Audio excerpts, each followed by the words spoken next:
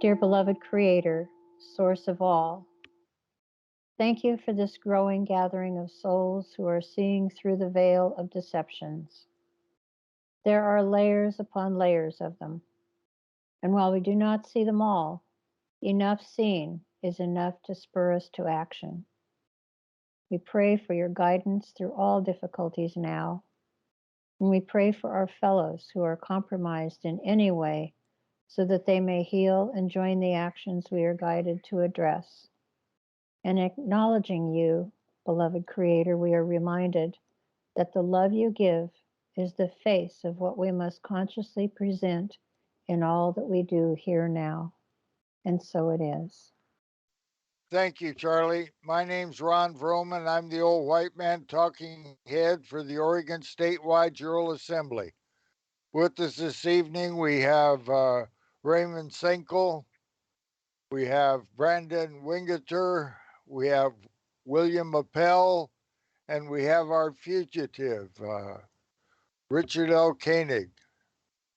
We're going to be discussing what do you do if you're a member of the assembly and you get stopped by the cops while operating your motor vehicle or driving or traveling. And I yield. Huh. I want to let everybody know that I was a last minute delegate on this call. So I really. Oh, and the last thing I said before it fired up was vehicular travel is as a matter of right under ORS.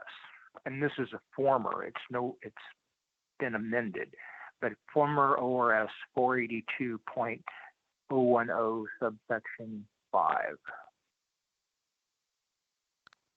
What does that say, Richard?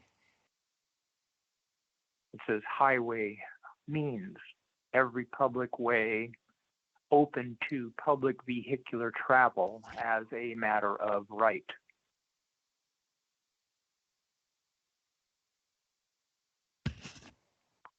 Matter of right would And, indicate no permission needed by anybody for anything.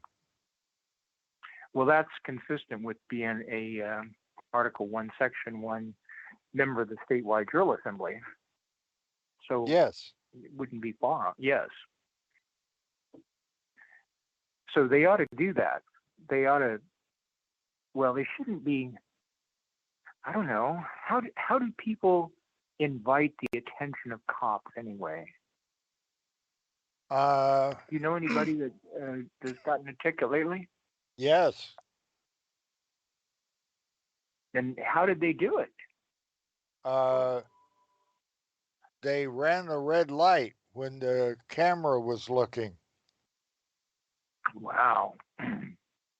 So it wasn't a human that actually accused them. It couldn't be that in itself is, it's just not good. That's bogus, right? Yeah, I think so. So that's a point you could have on the show. If you're going to be traveling as a matter of right, vehicular travel, you can't be stopped or interfered with. You're safe in your person and your property, papers and property, right? Supposed to be, unless there's a warrant for your arrest, right? What amendment? So that. Go ahead. No, go ahead. Yeah. What the warrant for your arrest is failure to show up in court for a traffic citation. Scott? Maybe you got a traffic citation, did not go to court, and now they put a warrant out for your arrest. So they're stopping you on the side of the road again, right? So it's like just repetitive badgering.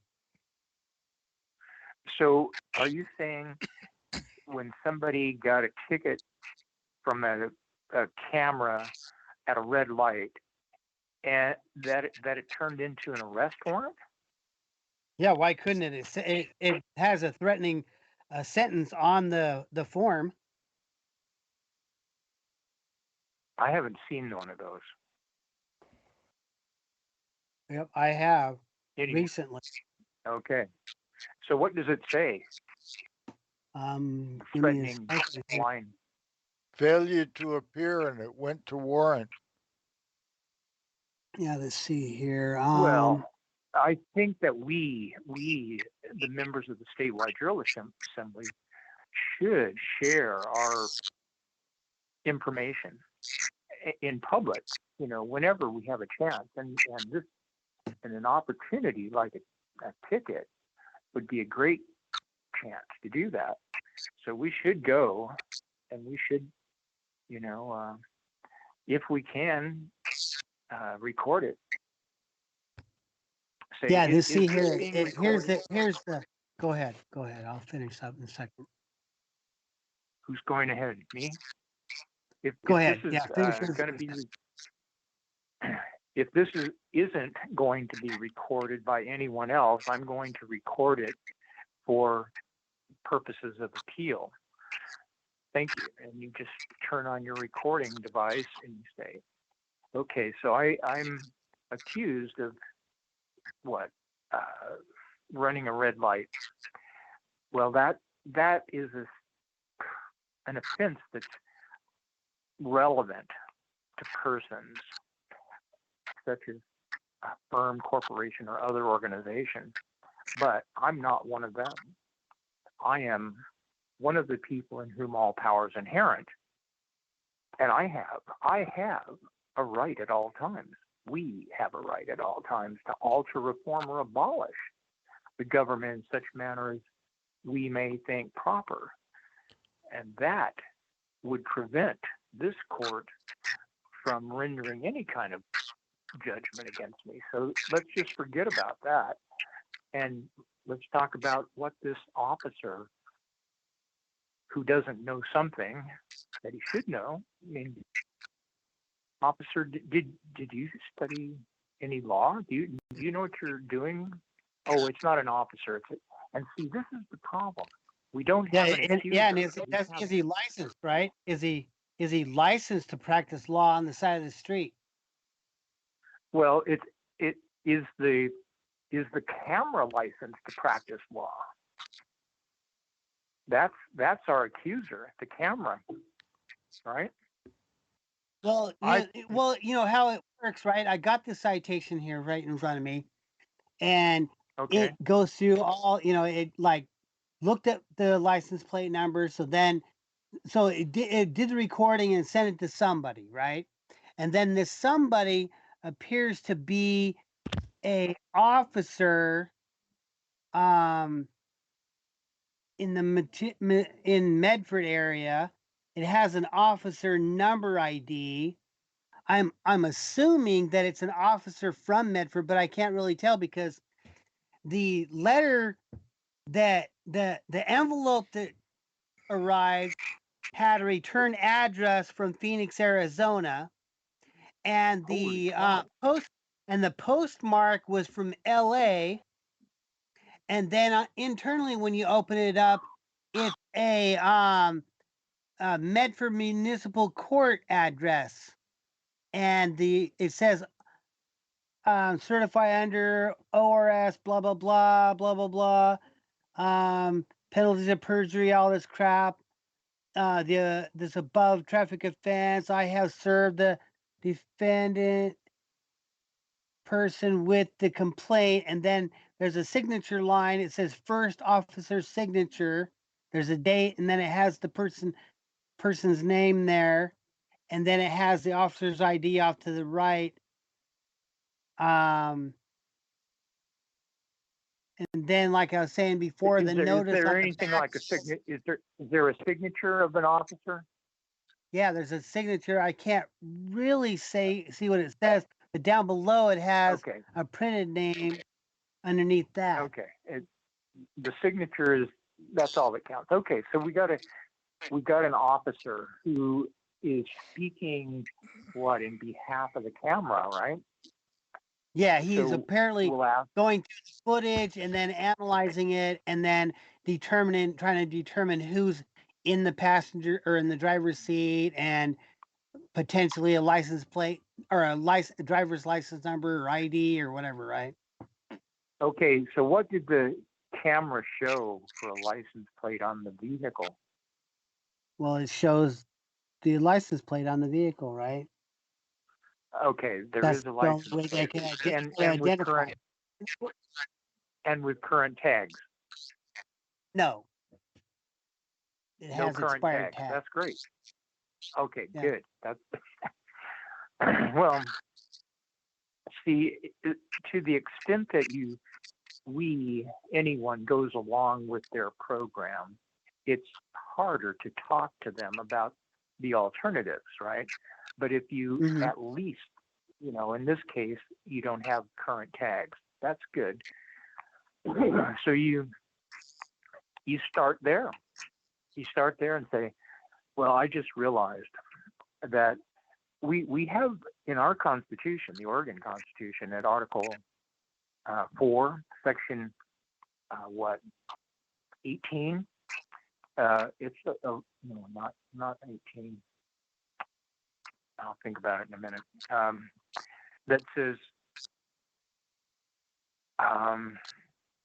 vehicles that don't have current registration can't be registered because the owner he doesn't drive, he uses the highway as a matter of right, and that's reflected in the titling and registration chapter of the vehicle code at 8. Listen to this.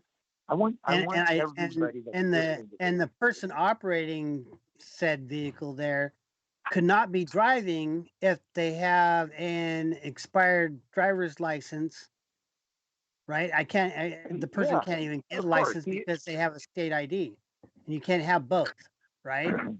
Okay, right, of course. So I could be the one driving. You could. Is this your ticket? Yep. Wow. They assigned it to him. That's great. And did they put your name in all caps? Oh yeah, absolutely. And he rejected it. He sent it back saying he didn't want a contract with them.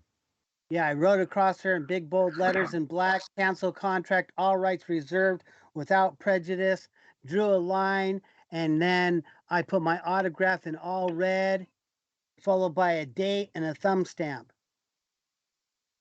Okay. Well, I sent it back to them. That sounds pretty intimidating. Okay.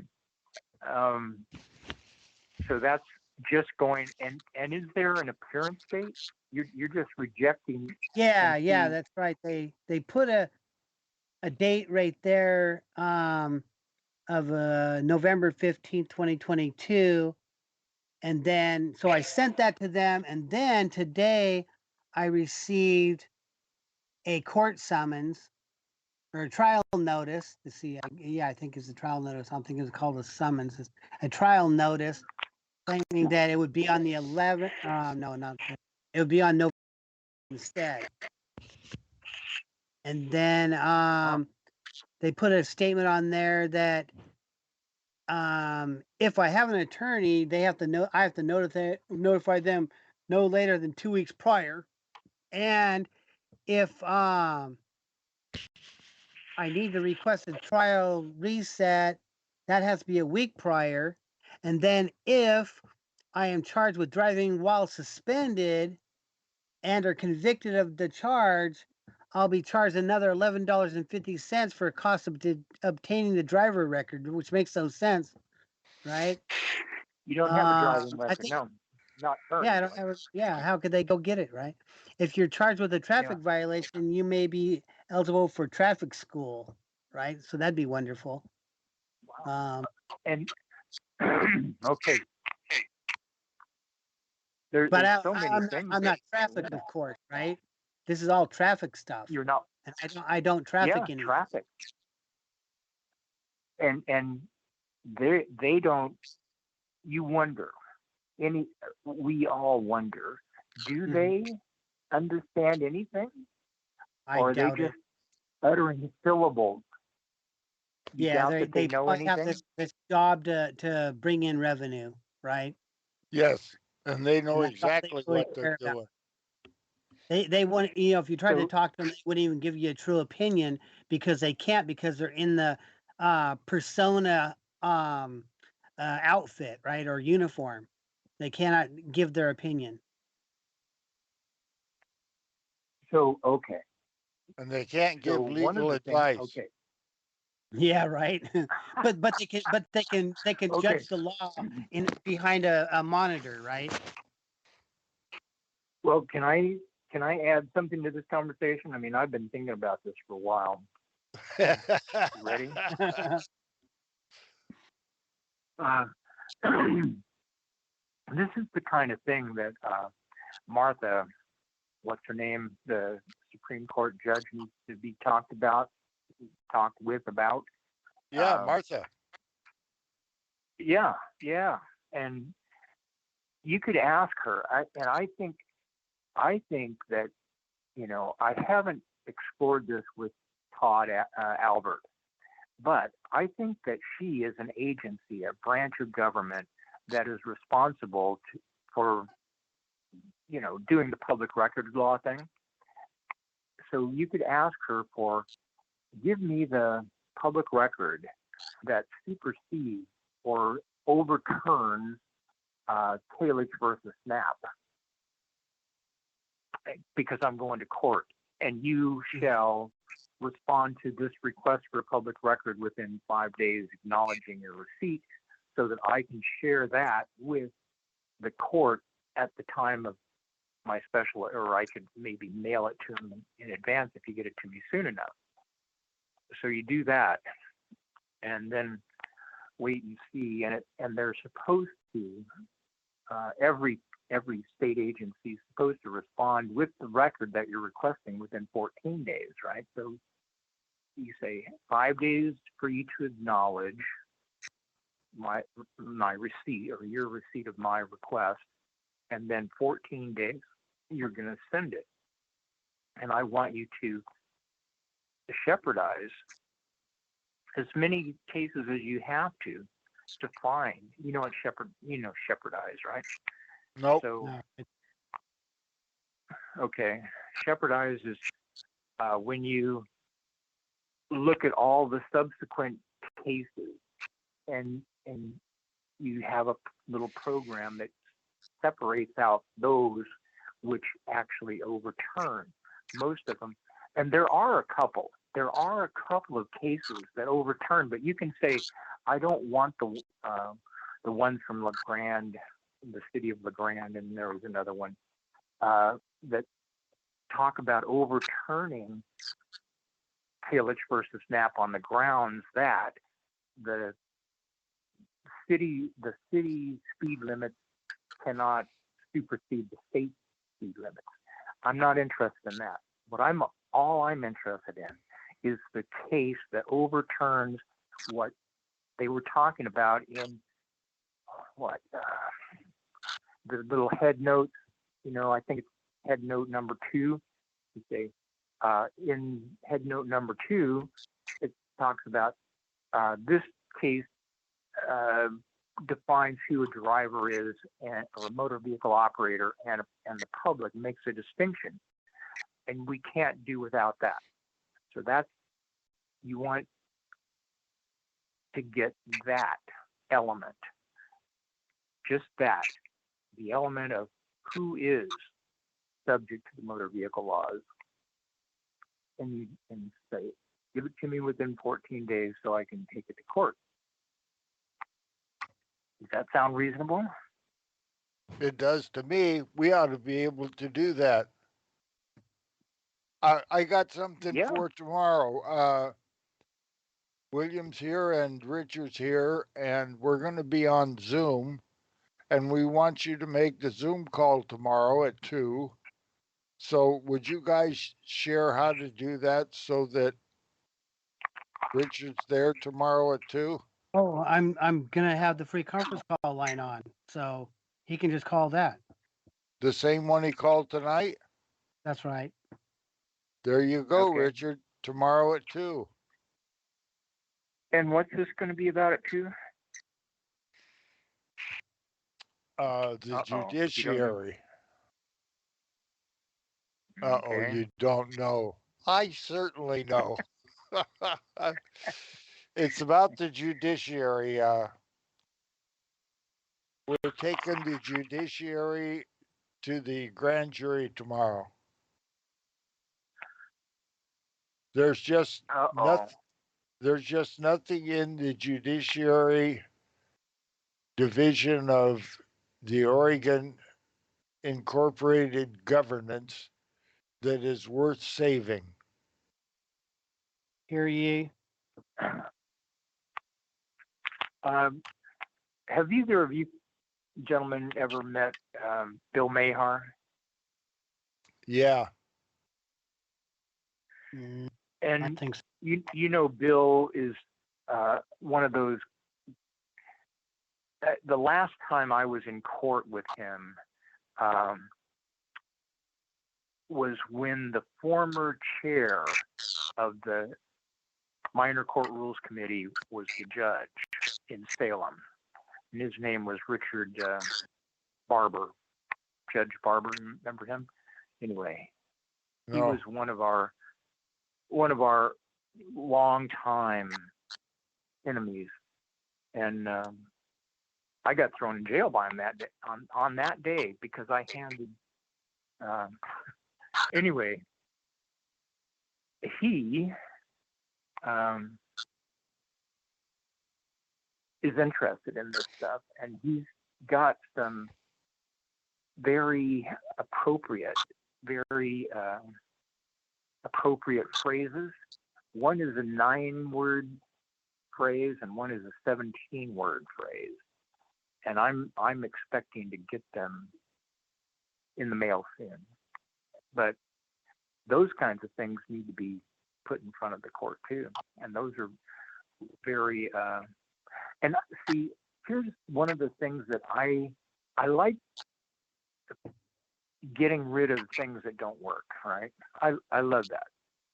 But I also like going into places that don't work to show them how it should be. Because when you do that, you also get a chance to air it in front of the public, the viewers, right? People that other people that need to know. If you just bomb the whole thing and everybody sees this hole in the ground, but they don't see anything, a cause for it, they wonder. But if you hold their feet over the fire and make them, start begging for a remedy, that's going to attract a lot more attention. That's what I think. I think you're right. So anyway. But what are we going to do about drivers? Adult men in their 30s, they got their kid in the car with them, and they get stopped. And they're already into it with the Department of Motor Vehicles on several different issues going back several years. They don't have any plates. He's got plates. He's got plates on the car. And current registration? Yep. Oh, that's okay. The car is financed, so it has to have those items. No, it cannot. It cannot. I mean, that is something that you have to get around. But is that an admittance to following their rules? That's right.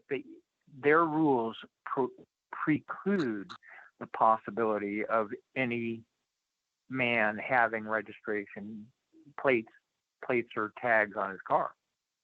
Their rules preclude it. And okay, let me give you the rule number. I'll give you two rule numbers, right? Every Oregon administrative rule is known as OAR. So DMV's chapter of OARs is 735-022. The 735 is the chapter, and then 022-0120 is the optional titling rule. And those who may optionally title, those who are empowered by this rule, are said to be, in the statement of need and fiscal impact, members of the general public who choose to apply for title will be financially impacted. Oh, you mean those who don't choose won't? Oh, I got it. But that was adopted. That rule was adopted on February 16th of 2005, and it only lasted for 7 years until May. And I hope people are writing all this stuff down. May 18, 2012. And then this rule repealed it. OAR 735-022-0130 repealed the option. So if he has one, he has to rebut the legality of having purchased it, and they have, and the only way that is going to provide proof is if they give him his money back, for the registration plate. You got to go through that, and you got to take him to court in all likelihood. But you can take the cop. Take the cop. He's an agent, and who do? I'm sorry. Who do cops get to stop for any kind of trafficking ticket? Does anybody know that? Whoever's Can trafficking. anybody tell me? Yeah. Who do they get to stop?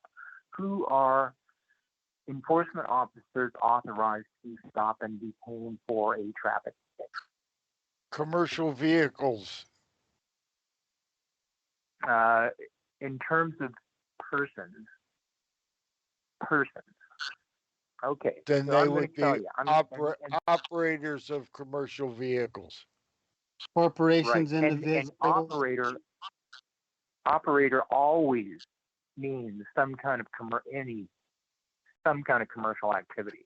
It is a commercial term, operate. But that chapter, ORS chapter 153.039, it says who an officer may stop and detain for a ticket. And it's redundant. It starts off misleading the reader by saying an officer may stop any person. Oh boy. But that's not true if you read the construction of statute chapter at 174.020 subsection 2, which says the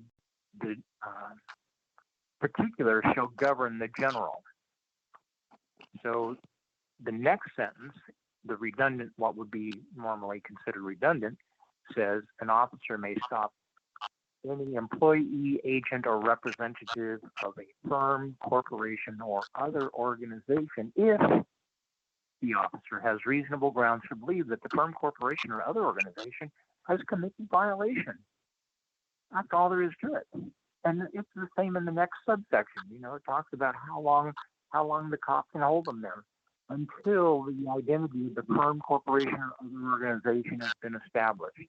Oh, I mean, it's so simple. It's just a matter of reading. People they don't have to. free people shall read and become free.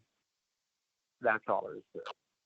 It's because other free people have been writing this stuff for a hell of a long time, and it's hard to erase it, but it's there. So that's who they get to stop for a trafficking offense. You got that? Yeah, and Write that down. then you got this situation with the photo radar thing going on where nobody got stopped at all. How does that even play in? Well, that and you have to get them to explain that to you right off the bat. If they can't explain, the burden's on them. The burden's always on the moving party, and they have to show why a camera gets to accuse you of, doing something unlawful. How would the camera be able to ascertain that? Did the camera read the OARs that I just mentioned? No. Well, that's funny is that I had, Program. the OARs on my dash, but for some reason, they were at an angle that they couldn't be picked up in the video or, whatever, right? But that would have been cool if that would have been at the right angle for them to see that. Are those the OARs that you have on your Yeah. dashboard? Yep, The same ones Richard was talking about? that's right. He Uh-huh. recommended for me to make that into a license plate, but I have not done that. But that would be interesting. That's too bad. Yeah, that would have been really sweet if you'd have been able to get. But you could say, yeah, there's such a tight angle it didn't get picked up.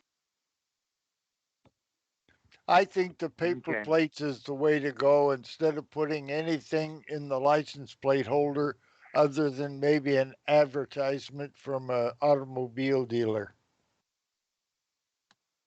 Yeah, that was my next step there. Because it looks blank there when you don't have the plate.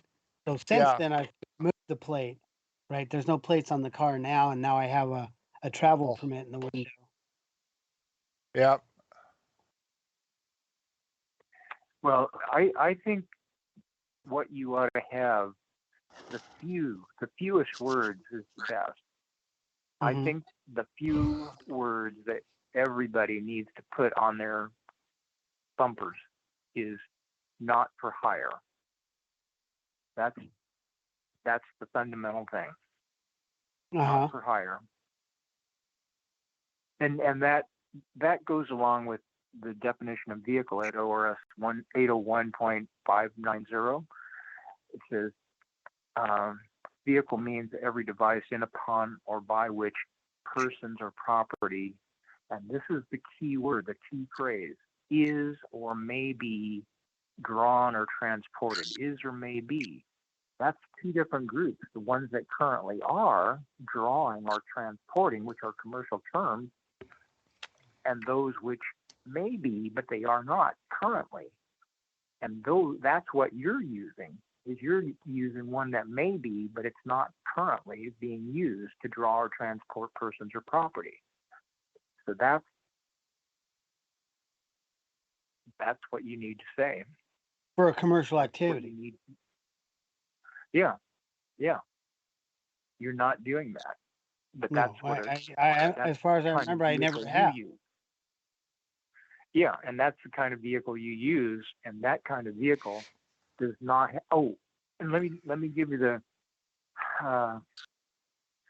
other proof. The proof of registration and titling. Titling the requirement. Okay. Are you ready to write this down? I'm sure you have it. I mean, you took good notes when you talked to me, right, William? Yeah. Okay. So at 803.025 is the titling requirement. And it's pretty vague. It doesn't really say who is and who isn't. But then you go into the next section, 030, and it's talking about vehicles that are exempt from the titling requirement. Now, does everybody know what exempt is? Exempt is like where there's some reason why you should, but there's at least one reason why you can't get a license. So you're exempt. Sometimes there's more than one reason. But there's also one that says you're not subject to. And that one is at 803.030 subsection 14C, lowercase c. And that says, except as otherwise provided in this section, the vehicle operated over the highways of the state for compensation or profit,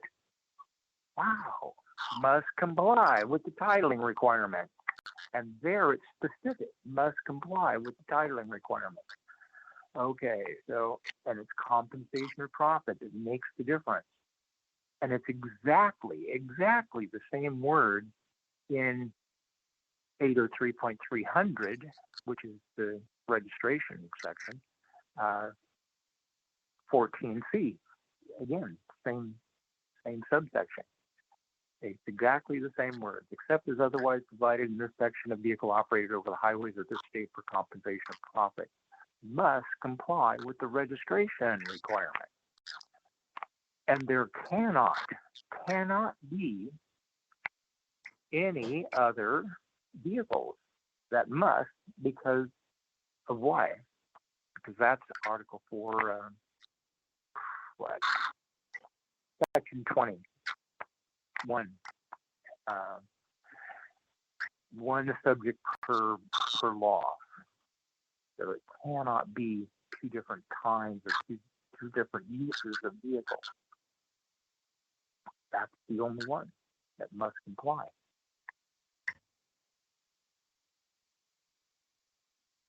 So is there anything I else remember that I can before say? you talked about Mr. Muma.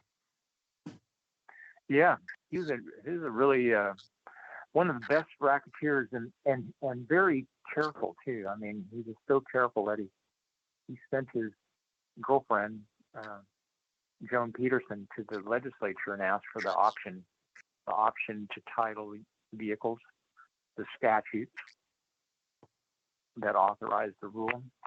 Yeah, what a great guy. I heard he's still alive. Do you know anything about him, William? Have you ever looked him up? I've looked up there's an article out there.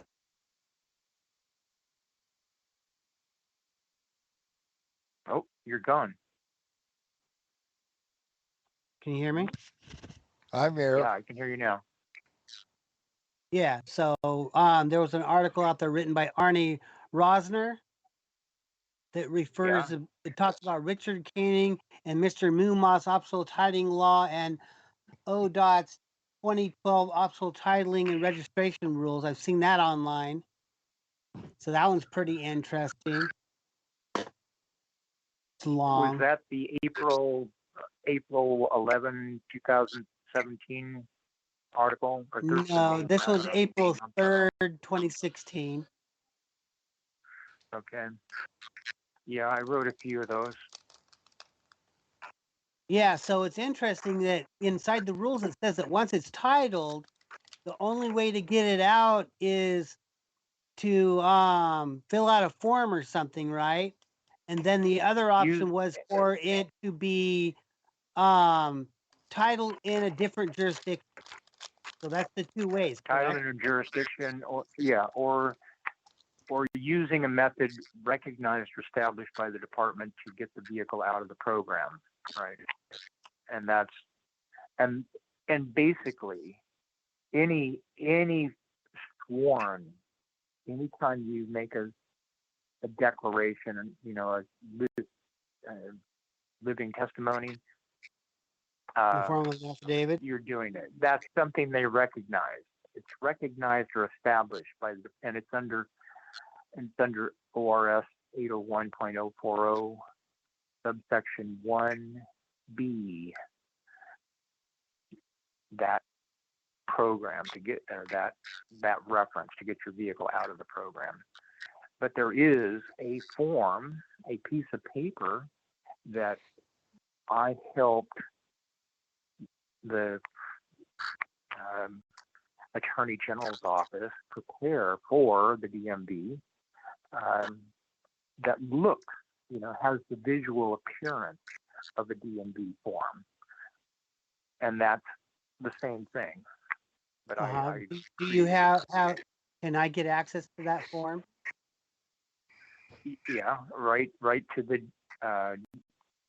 Department of Justice and whoever, and see, I can't, those lines down there at the Department of Justice, along with the OSP and a few other lines, are blocked to me. I can't call there, so I don't know. It's been years since I've been able to call some of those places.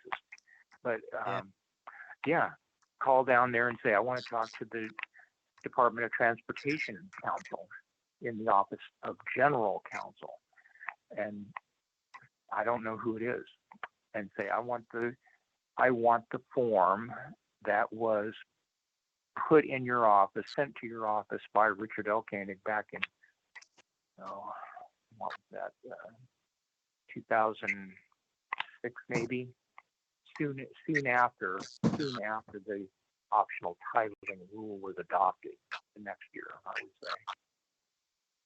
It was adopted in 2005, so I think I probably wrote them about 2006.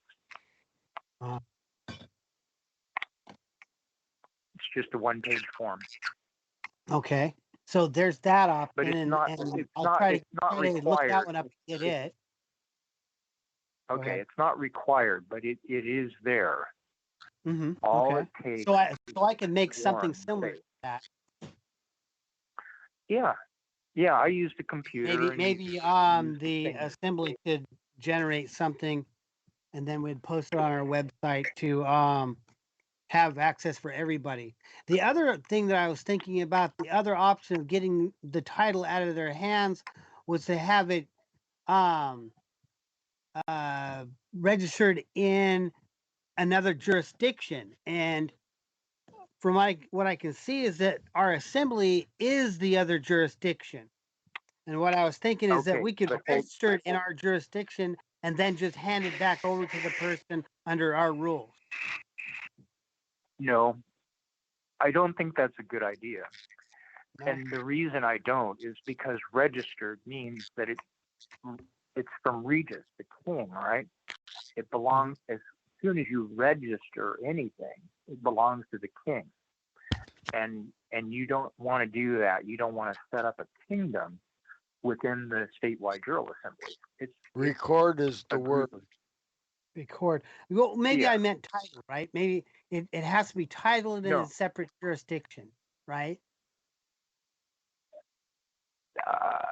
Titled, yeah. Like if I'm, but you don't. If I went to Washington and titled my vehicle there, Washington state of would request the title from Oregon state of, right?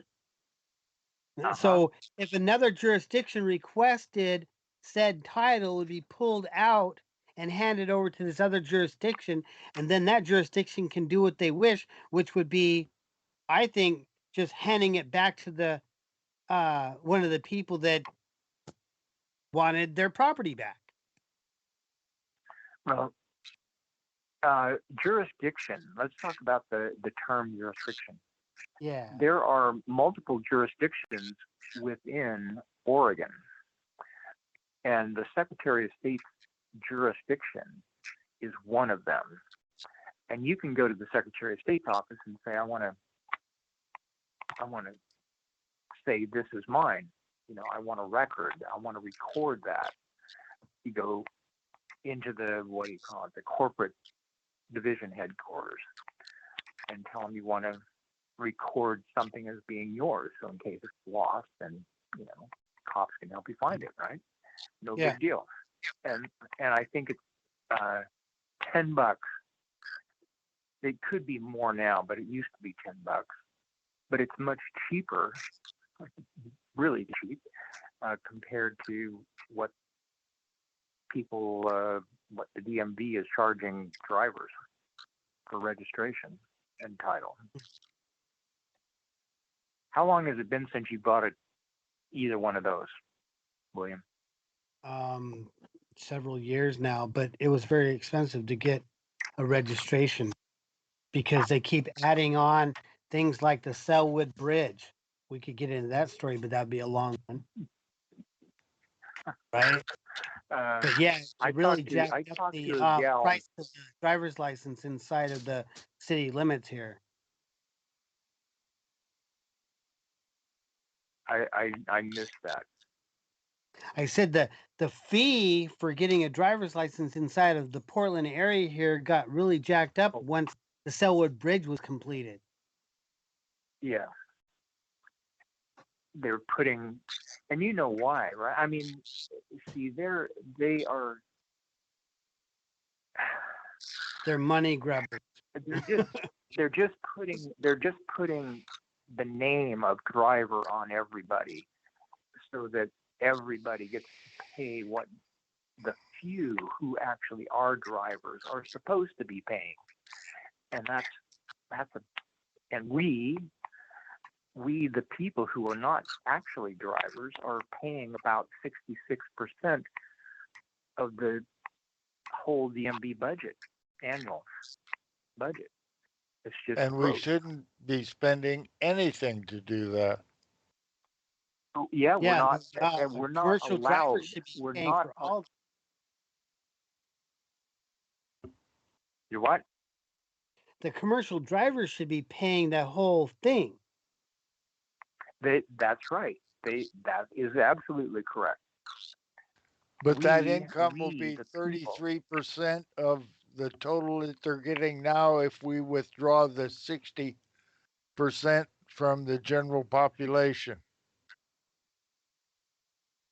They would be paying 3 times as much in order to maintain the highways as they currently are being maintained. That's going to be a hard one, don't you think?